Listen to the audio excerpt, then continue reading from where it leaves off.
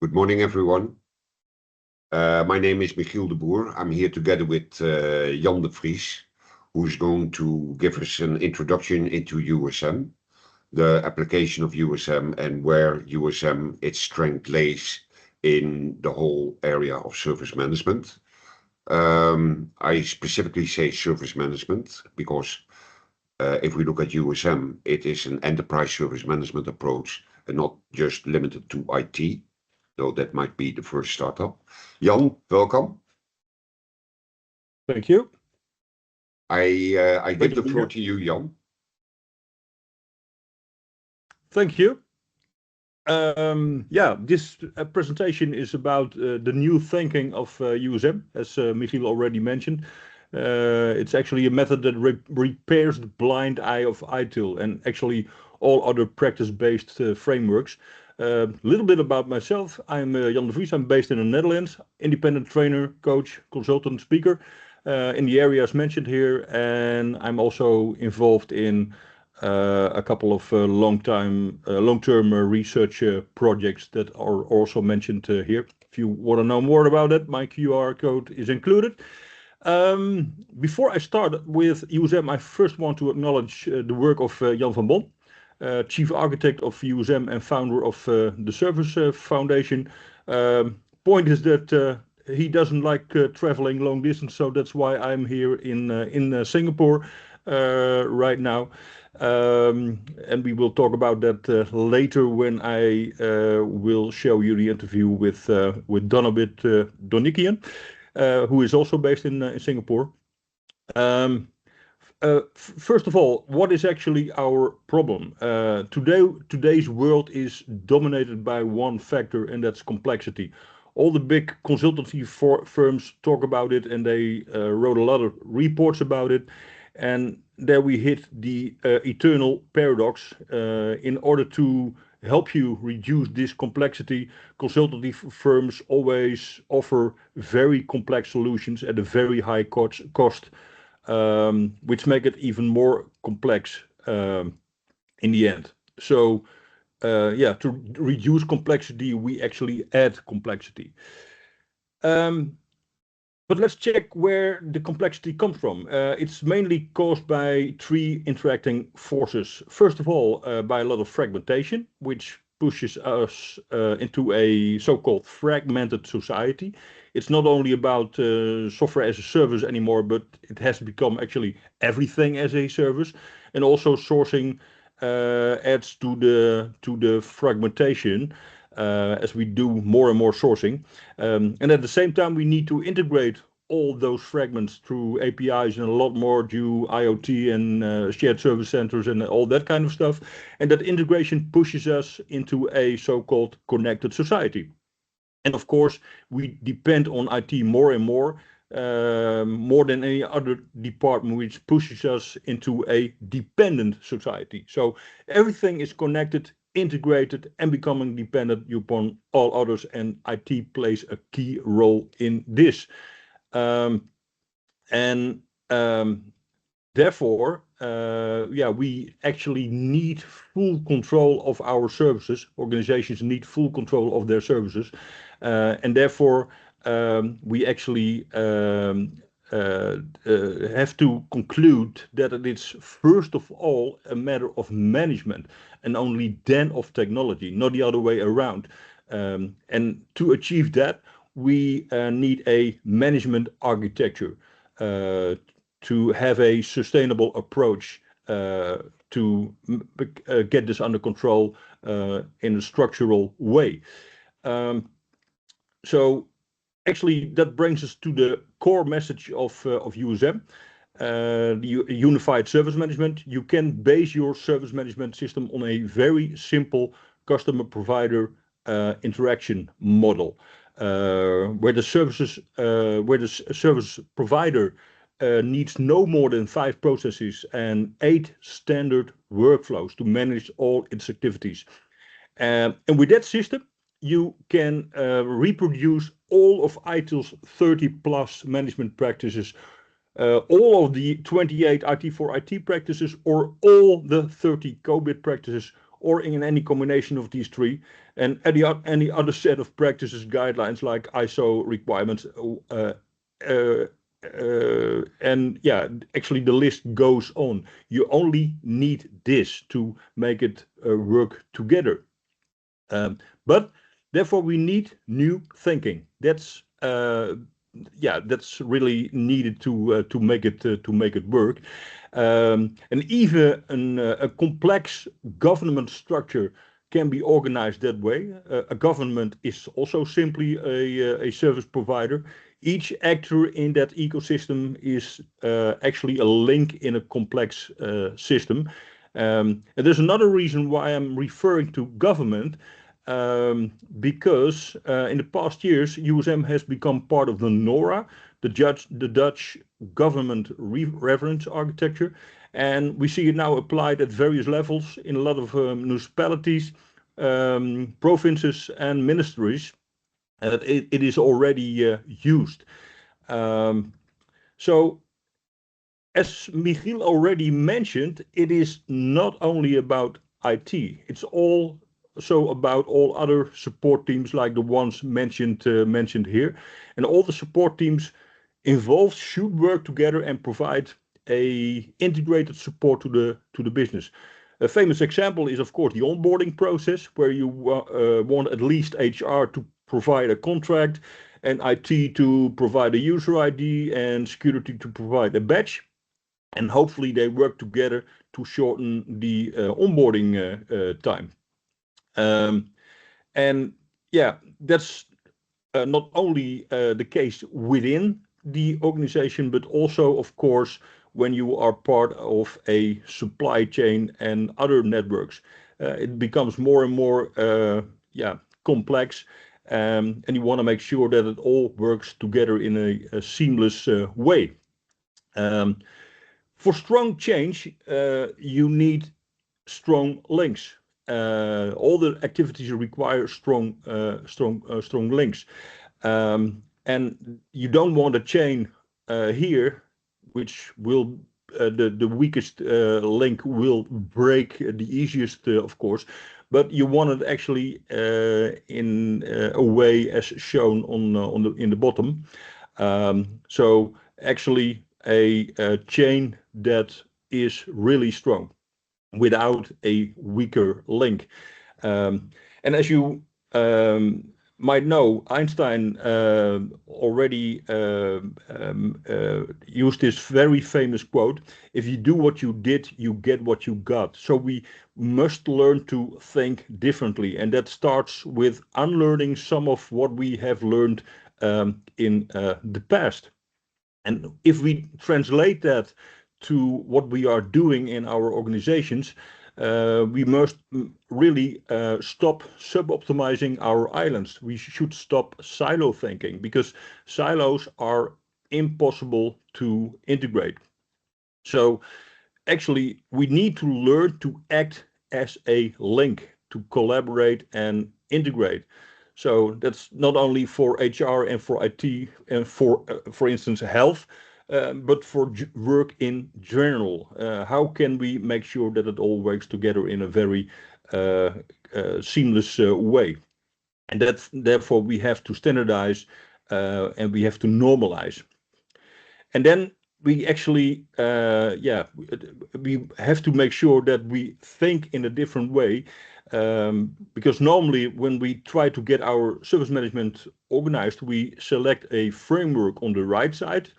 But in USM, we do not longer start with the practices of others on the right side, but we actually start at the left side.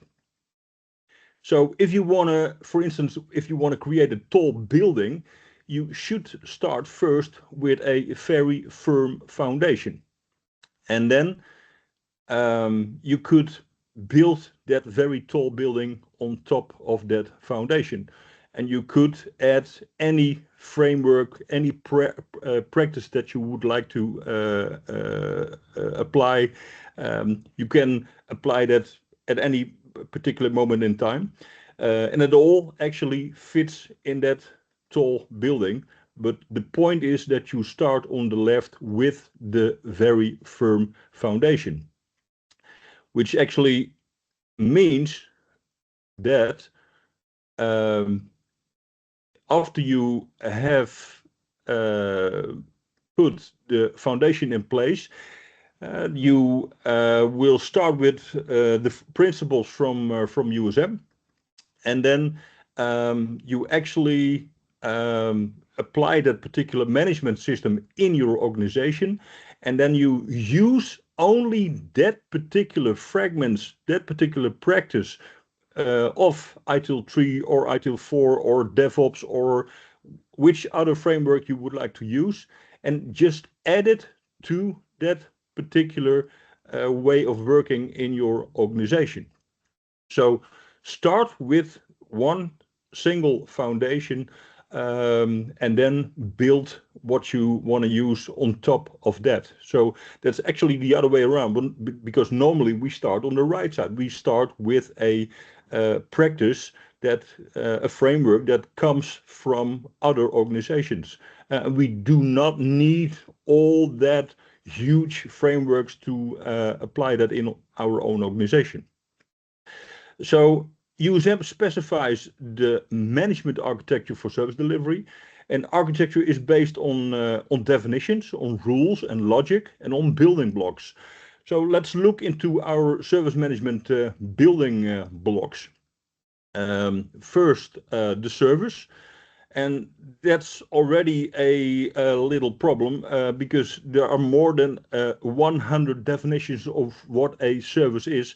You could read Jan van Bon's blog on this subject.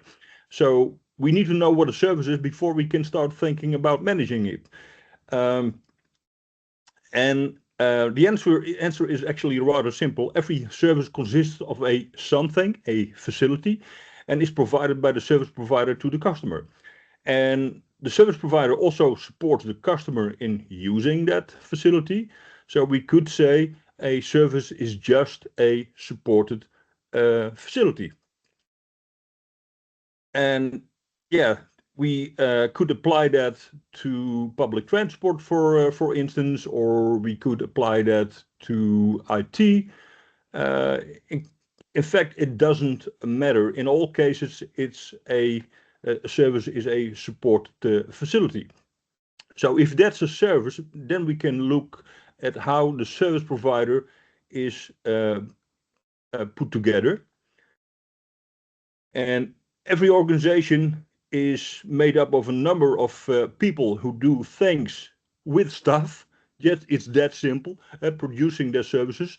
And in terms of a USM architecture, that translates to 3 organizational resources: people, process, and technology, and the supported facilities produced as services. So all routines consist of a combination of those 3 resources. And with the resource process, we only describe the what, the profile that provides us with the process description, the process model. And it's just a column of only activities. If we also add the who, the role of people working on that, we will get a procedure. And when we also add the how, the instruction of how to do that in a particular way, then we get a work instruction. So we have 3 types of routines.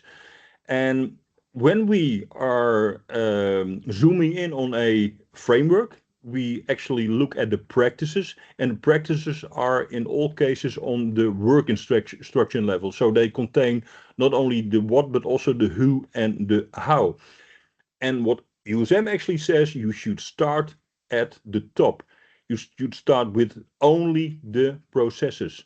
But we, in most cases, we start with the practices. And USM has, sorry, that was too fast. Yep.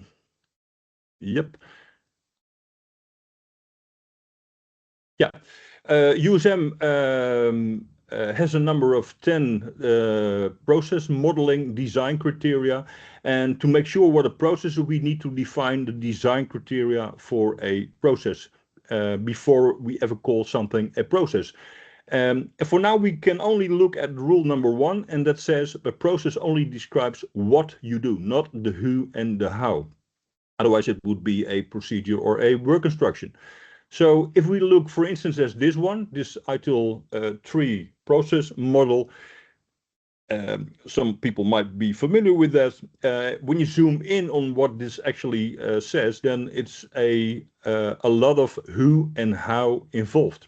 So these are all practices.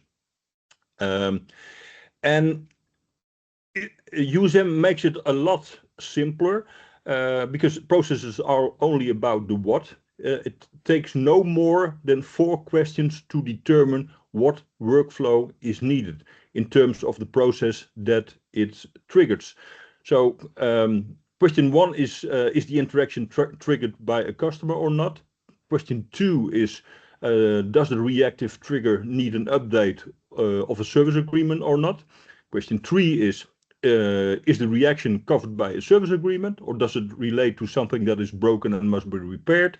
And question 4, does the additional action require a change of the managed infrastructure, or is it a commodity action that has no influence on the infrastructure? So this decision tree you could easily use to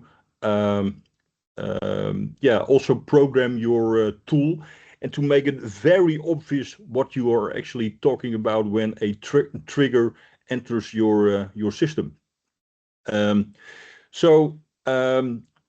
We have a very simple process model for USM, and that's actually these 5 processes. We have the agreement process, the change process, the recover process, the operate process, and they are all on the left side. They are triggered by a customer, and then I added the orange one, the improve process, which is triggered by the service management department. So it's actually a proactive internal way of generating a trigger to make sure that you are proactively improving your service management. And just to show you how that works, if we go one step deeper, let's see how such a workflow actually works. And then you see that a customer triggers an incident that enters into the red process. And in this case, we need a change to resolve that particular incident. So we start with the yellow change process. When the change has been completely ready, when it is completely ready to be implemented in production, the change process will trigger the operate process, and the operate process will make sure that it implements the change into production. And then you will see a feedback error to the change process, which actually lets the change process know that the change has been implemented. And after that, the change process will report back to the recover process that the change has been implemented and the change has been resolved. And after that, the incident process, the recover process, will report back to the customer that the incident has been resolved by implementing a change into production. So that's actually very simple. It's actually the red process, the yellow process, the green, and then at the end we will see a yellow feedback part and a red feedback part. So that's actually very easy to understand. And this particular workflow is only one of the 8 workflows. So in total, we have these These 5 workflows, they are all reactive and they react to a trigger from the customer. And in the bottom, we have 3 proactive workflows that are triggered by the by the service management department. So, and then you can add to this particular 8 workflows. It's only 8 workflows, so it's only 5 processes. It's only 8 workflows. And to that 8 workflows, you can link the roles, the people who are actually doing this particular activities. And then you also add the technology. So how should that be done? How should that be automated? What kind of tools should you use? So it will not become more complex than you see right here. And because all the 8 workflows are standard, you can just imagine that you can use the same templates over and over again. So there is already a template for workflow 1, but also for the other workflows with the particular order of colors that are part of that particular 8 workflows. So this is actually it. It will not become any more complex than you see right now. Everything fits in here. And maybe you will say, okay, but where's my security management process? Well, the security management process is actually a practice that you can add to that particular 5 processes. So you want to add the security agreements to the service agreement. So that would mean that you add it to the blue process. And when you want security, for instance, a security implemented in the RFC checklist, you just add it to the yellow process, etc. Also for the red process, the green process, and the orange process. So it just looks like this. So we still have only 5 processes. They all fit in that particular 5 processes. And the same for, let's say, capacity management. Exactly the same will happen.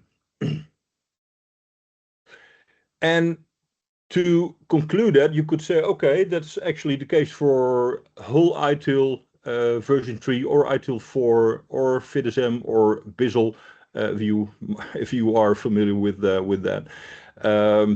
In all cases, you can just plot the framework on the USM process model. So it is really not more complex than you see here.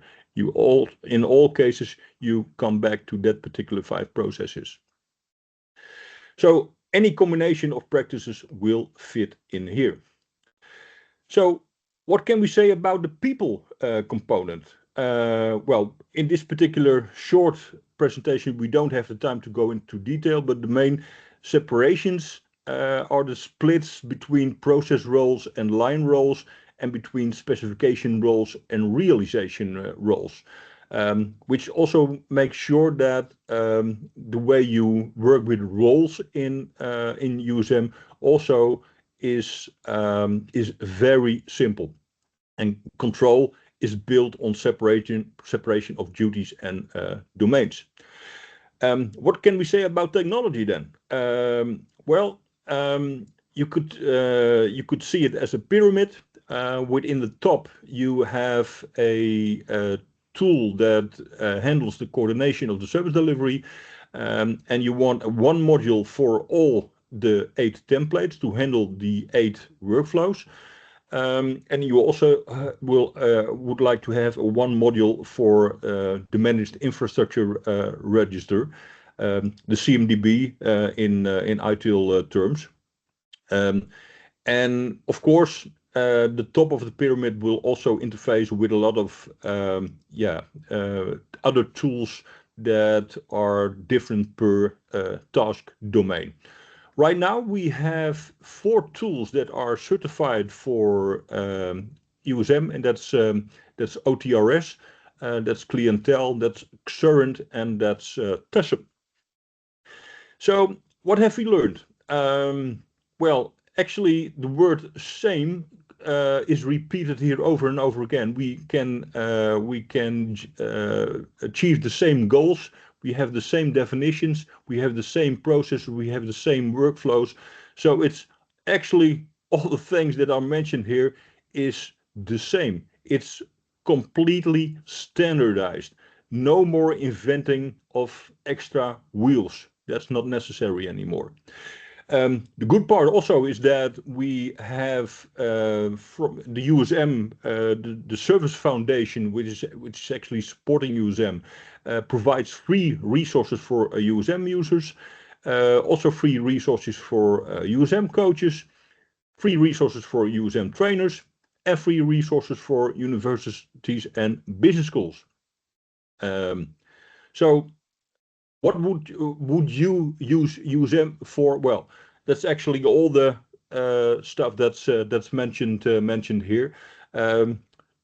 We don't have enough time to zoom in on this to give more details here, but just contact Michiel if you want to know more about that. For now, I would like to share the. I'm going to end this presentation, and I'm going to share a video.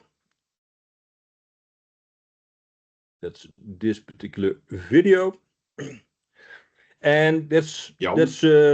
Before you start the video, I like to invite people, if they have a question, to put that in the Q&A. Yeah, and then later we will come back to the questions that come at us. Yeah.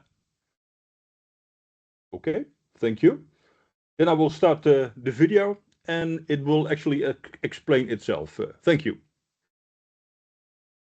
Yeah, good day. This is Jan de Vries from Singapore, actually, or not actually Singapore, because I'm at this particular moment back in the Netherlands, and I'm pre-recording an interview with Donabet Donikian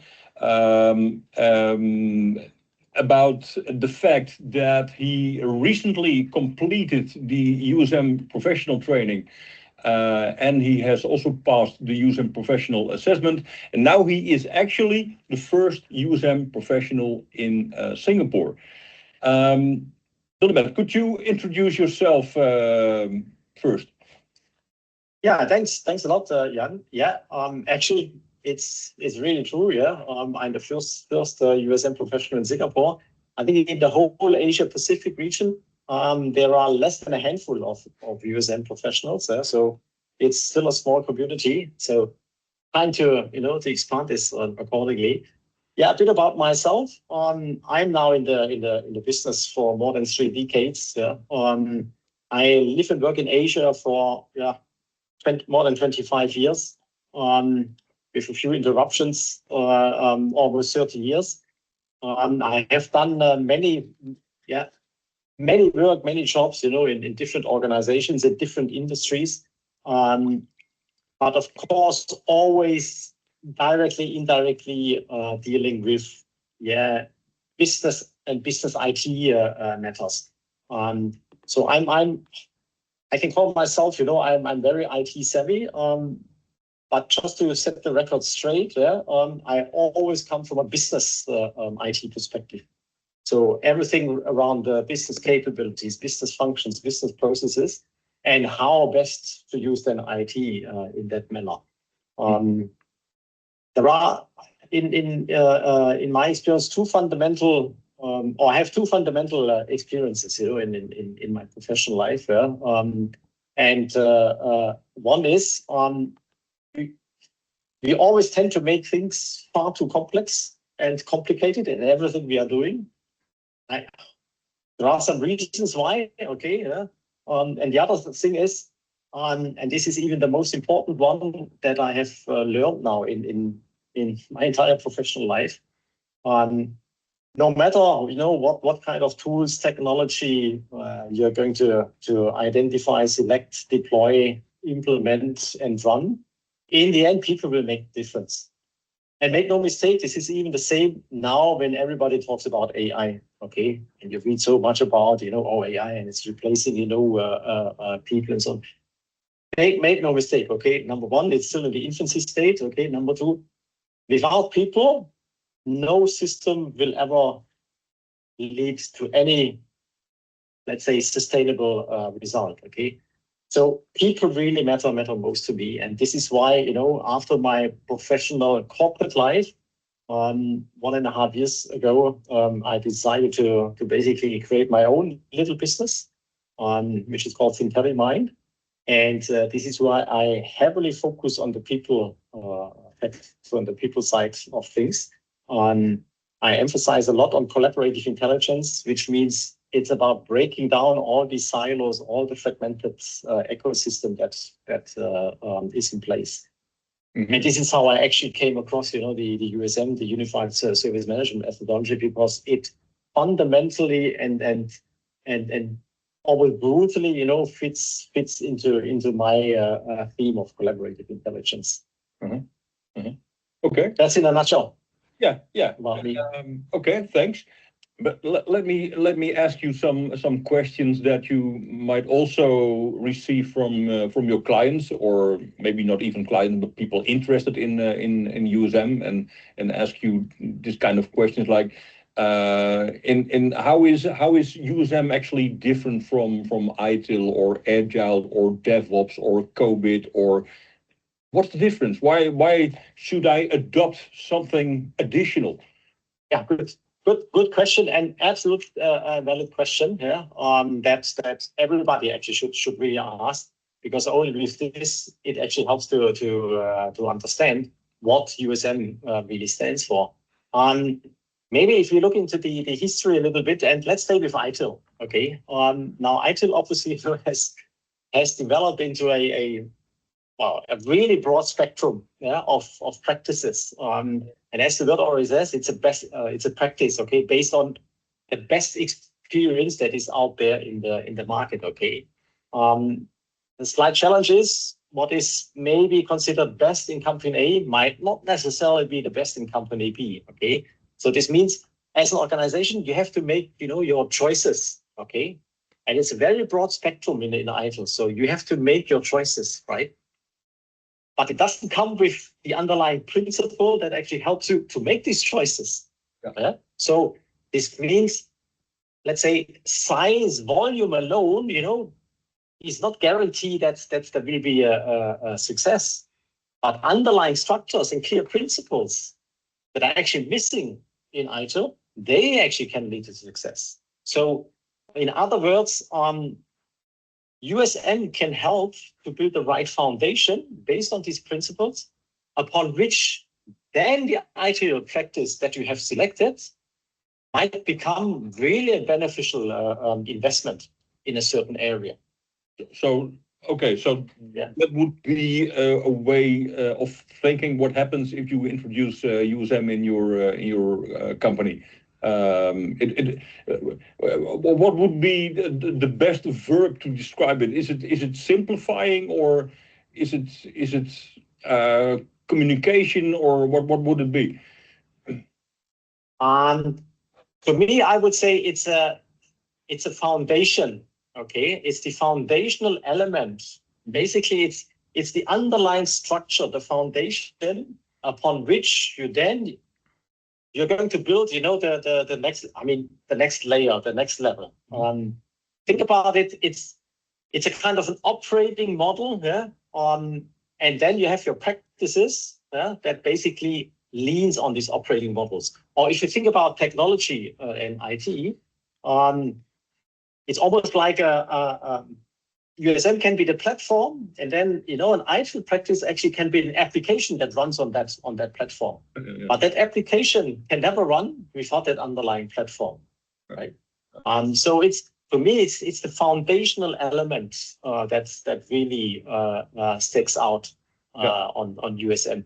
Yeah. Leaving aside that it's 100% principle based, and as I mentioned before, if you're not clear about your principles, and you go straight into trying to identify what practice is best for you, yeah, you might end up in havoc afterwards. Yeah. So foundation, the foundational element is to me, I would say the most important one.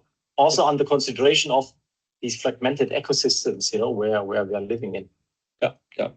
That sounds good. Actually, it sounds maybe too good to be true. Is there any proof or results which really evidence that it works that way? Like I'm an insurance company. Is there another insurance company somewhere else in the world that has done something with USM that could benefit or actually prove what the benefits would be for me? Yeah. So let's let me take one specific example. Okay. Obviously the business world is in a constant change, right? And you as an organization must adapt accordingly as well. But this means you need to change your structure, maybe your organization as well. Now, if you deal with a practice-based framework like ITIL, okay, this basically would mean you would need to change your let's say your value streams accordingly, okay. But in USM, it doesn't matter. Yeah? In the end, who is doing what kind of work, because USM, again, with that foundational element, is clearly separating the who, from the what. Mm-hmm. So this means if there is a reorganization in your company, yeah, with USM, you're basically changing, I would say, the references, to teams, operators, yeah, via your roles and accountabilities. But the routines as such, stay the same. Yeah? And this, I believe, is the fundamental advantage, when you use USM. Now, whether this then, leads to let's say X% of reduction in, let's say, cycle times and so on, really depends on the environment, mm-hmm. In which you're operating. Mm-hmm. So it's not that you can say, by default, deploying USM, right, with its standard process and workflows automatically, leads to X% of whatever cost savings. Yeah, that myth, that maybe others are talking about when they come with their frameworks or maybe some specific tools. Yeah, I would personally never put up. Therefore, organizations are simply too different. Mm-hmm. Yeah. Okay. And it sounds like a lot of work that I would have to do to start implementing USM. But yeah, in most cases, I won't have the bandwidth to do that. I mean, I already have a lot of work in my backlog, and I would add USM to that. How am I going to start with the first steps with USM? Yeah, that's. I'm actually glad that you asked this question. Okay, usually I would start with what I call a discovery dialogue. Yeah. So basically it's not a pitch. Okay. Yeah. Far from any sales pitch. It's rather a kind of a structured conversation, to really understand where you are as an organization, and where some of the frictions are really experienced in the daily service management operations. Mm-hmm. And based on that, there can be I might call it a kind of a clinic, okay, as if you go to a clinic, so that we can test, a few things on what it really means to you, right? So it will be a very condensed, very simple conversation, followed maybe by a very simple clinic, visit where we can very easily identify a few things. Mm-hmm. The approach itself. it's not that, you know, it's a big lump sum, you know, a bucket of activities that needs to happen. Okay? Based on the initial dialogue, we might find out, oh, there is an issue, there is a friction in, let's say, in our service agreements. Okay. Well, then let's pick that point, and you know what? Let's then really deep dive only into that specific point. Okay. And that can be in a very, very time condensed manner. Obviously, and I have to admit, yes, this requires the resources from the customer side. Yeah. And the resources have to come from different, you know, functions and teams, because it's about collaboration in the end. But it's a very condensed element.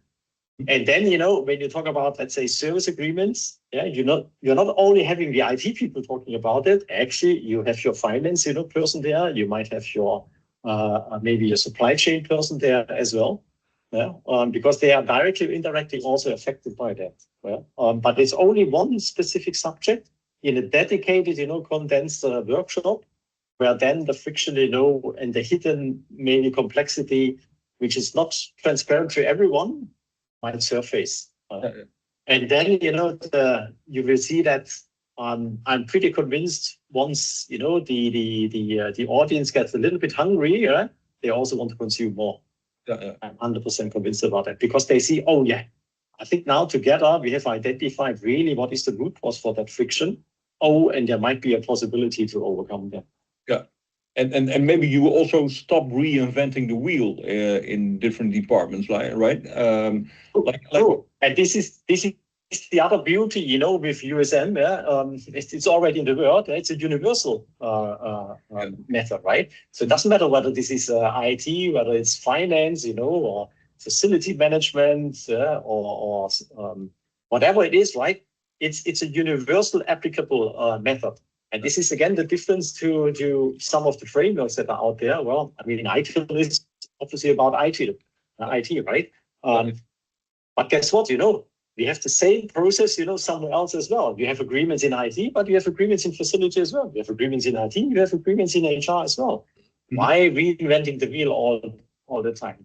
Isn't it more beneficial to come together and define, you know, let's say a common, call it taxonomy, you know, or call it even a common service language, right? I think that again is a fundamental, foundational element, a fundamental principle, you know, where you can learn very, very quickly the benefits. So suppose you would apply USM to the onboarding of employees, where HR and IT and finance and housing have to work together.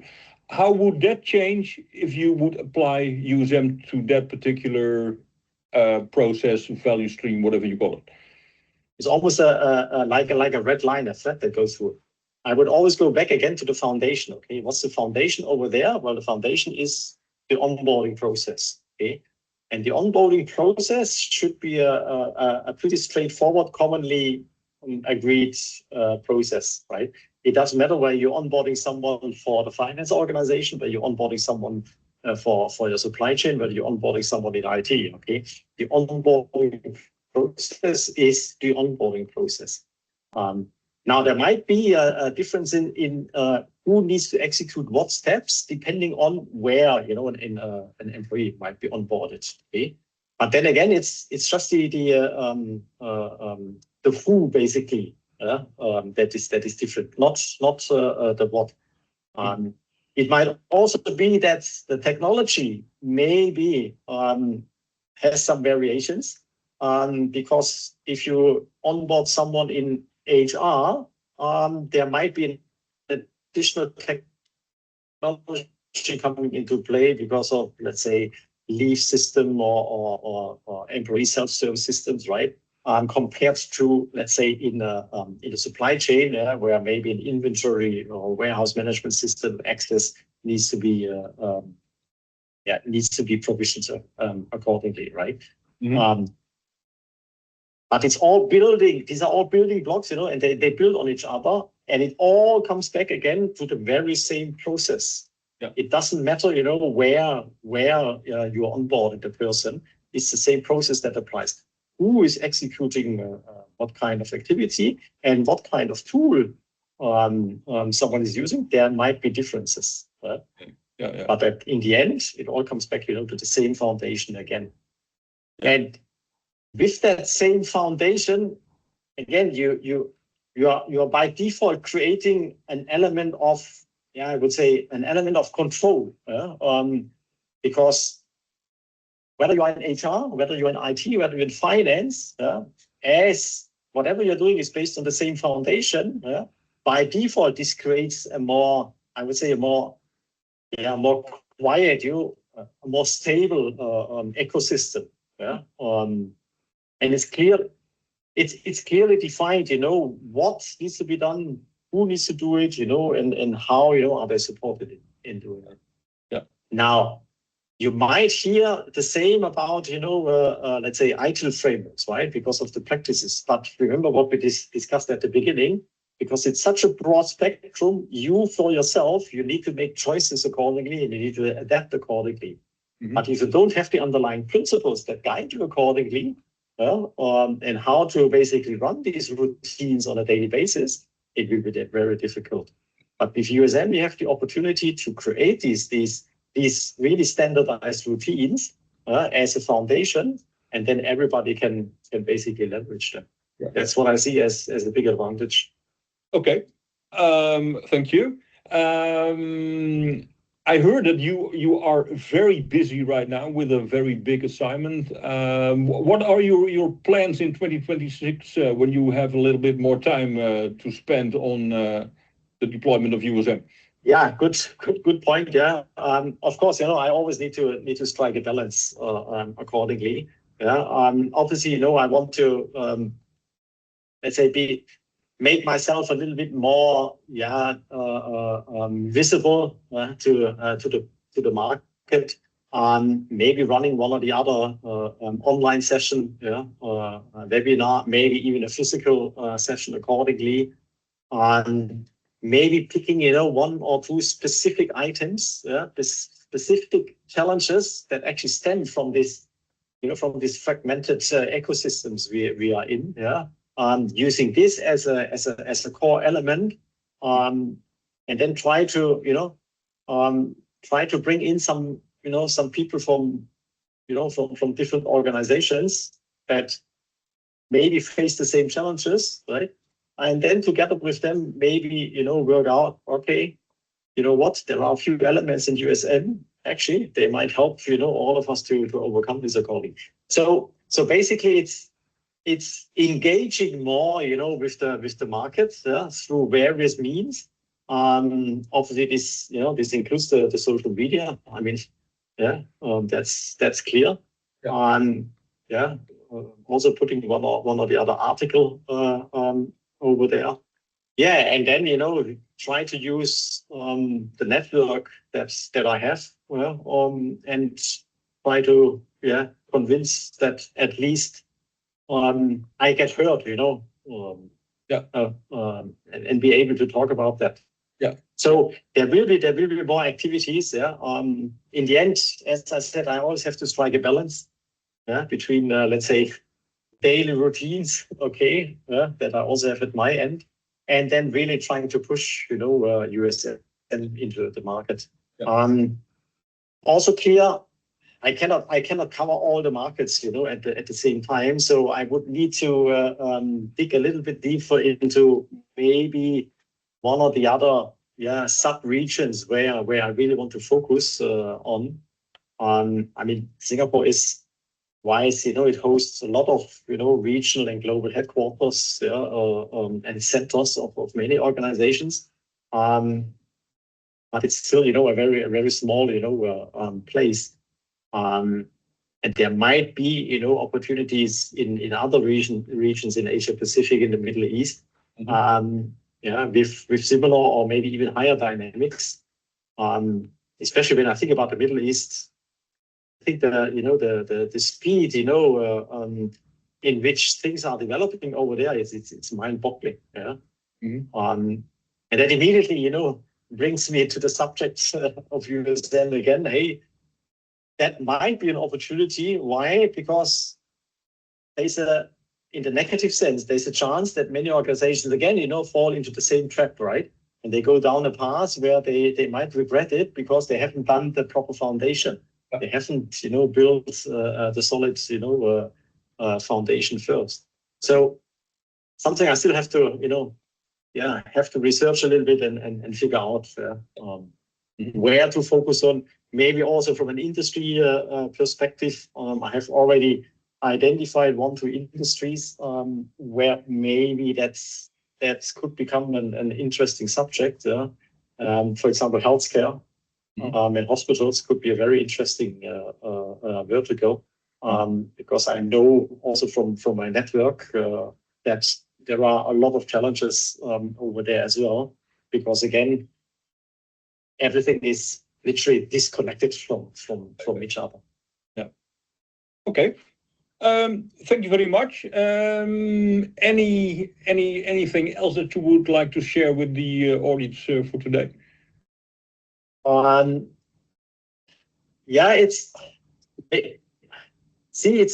We always talk about complexity. Okay, now, of course, there are areas in business, they are complex. They are also complicated. Okay, and we are not disputing that, right? When we talk about complexity, basically, or when I talk about complexity, it's really about, again, the fragmentation, the disjoints, the barriers, the silos between the different functional elements and the different teams in an organization.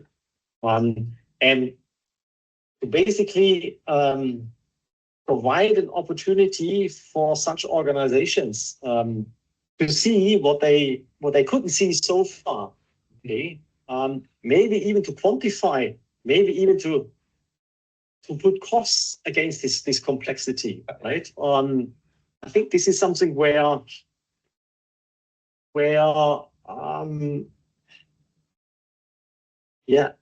I think it should not be underestimated that there's a lot of potential over there. Yeah, if you can quantify this accordingly, if you can actually, identify costs related to the complexity accordingly. Okay. Yeah. This might sound a little bit abstract initially, but I think that can break, the ice as well. So I try, to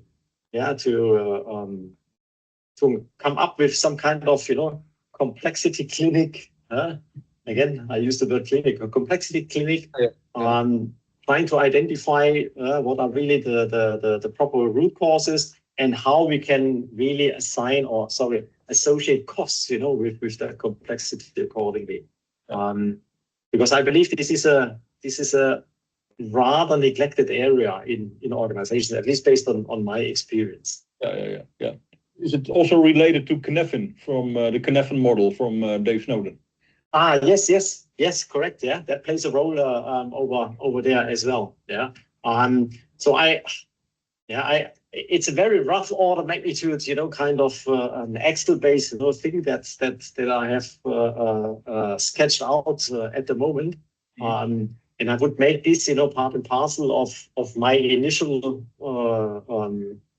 discovery service. I call it Ignite. Okay, Ignite is the USM discovery service that I actually want to launch. Yeah. And that basically would include self-assessment, but it also would include complexity analysis, based on which then that's what we discussed before. Maybe only 1 or 2 elements of friction or issues can be identified, and then we can apply certain elements of USM and see how we can overcome these challenges. Yeah. Okay, clear. How can people contact you? They can, of course, find you by means of the USM portal, but are there any other ways? As you say, on the USM portal, of course, I can be found there as well. Yeah. I have my own website, syntellimine.com.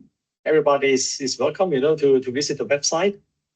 Over there, I have also linked a resource material on USM. Yeah, so to describe a little bit more what I talked when I talked about that complexity and the complexity crisis and how to overcome that.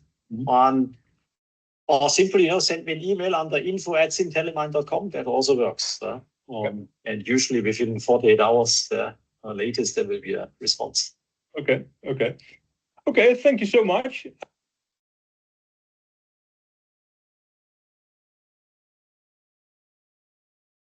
That was the video that I pre-recorded.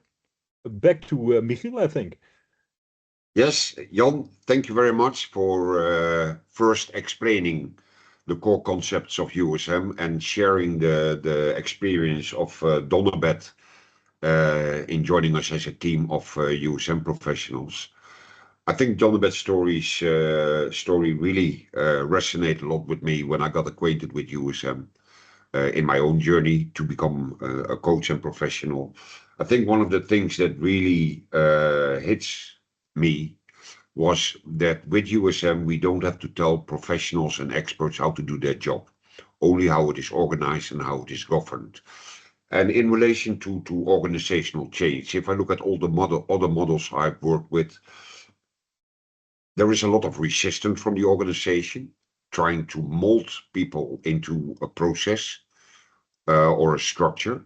How is your experience in USM related to that?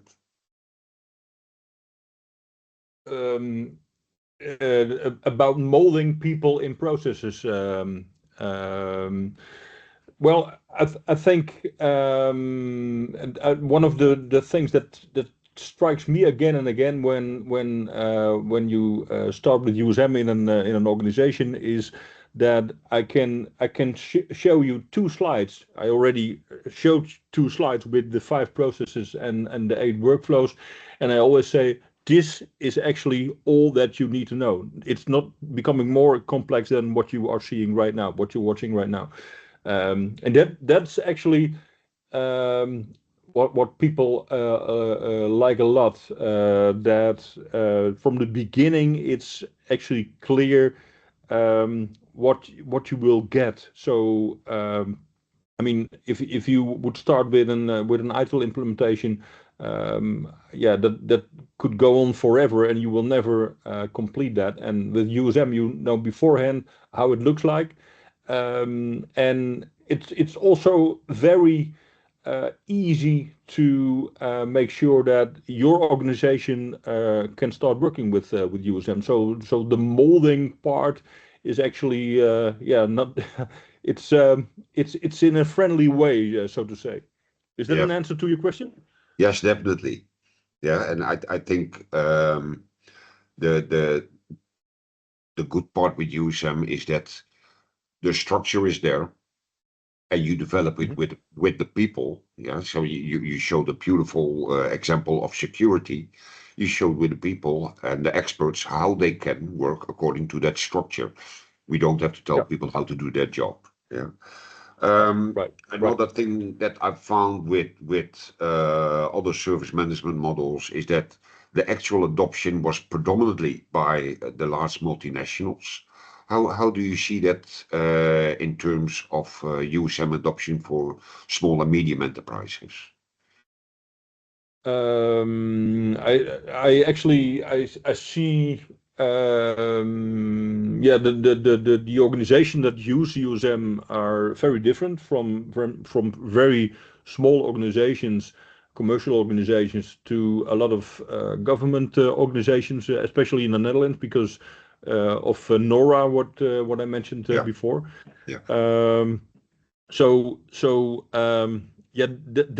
That really accelerated the adoption of USM, and because of that, also not a lot of other organizations, commercial organizations,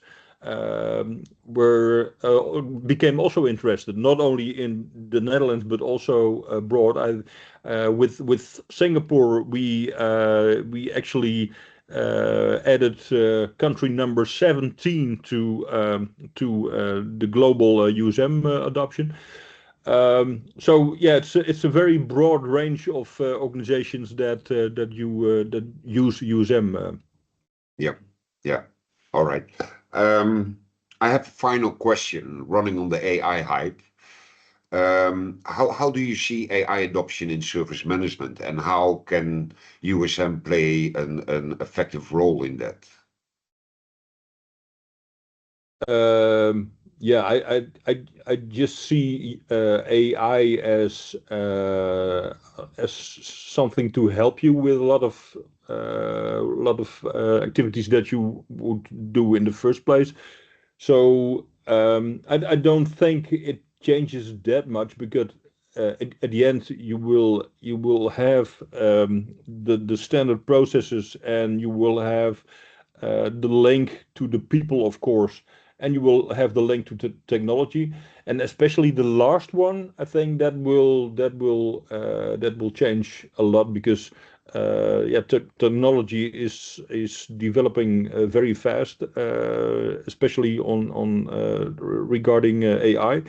But the foundation stays the same. So I think that's also a strong point of USM, that when you are adopting AI more and more in the coming weeks, months, years, you can still use the same foundation. I think that's also reassuring when you start with USM. Yeah, yeah. I think a lot of organizations that was actually already before the age of AI, started automating processes. And I think a common mistake in that is if you start automating complexity, the only thing you get is more complexity. I think with USM, you have a good way to start rationalizing your process environment before you start looking at effective RPA, robotic process automation, and things like that. Yeah. Optimize first, then automate. Exactly. Yeah. Jan, I want to thank you very much for your time. You're welcome. For all the people, thank you very much for joining us. I want to bring one more thing to your attention. In Malaysia, we are restarting our IT Service Management Forum. 30th of October this month, we have a relaunch dinner. You are very welcome to attend. If you cannot make it, don't hesitate to become a member, where you meet professionals like the ones you have seen today on your screen. Our core objective in the IT Service Management Forum Malaysia is to really modernize our look and feel on service management. So if you're interested to consume or contribute, do not hesitate to join us. Again, Jan, thank you very much. And that is it for today. Thanks for joining. Thank you.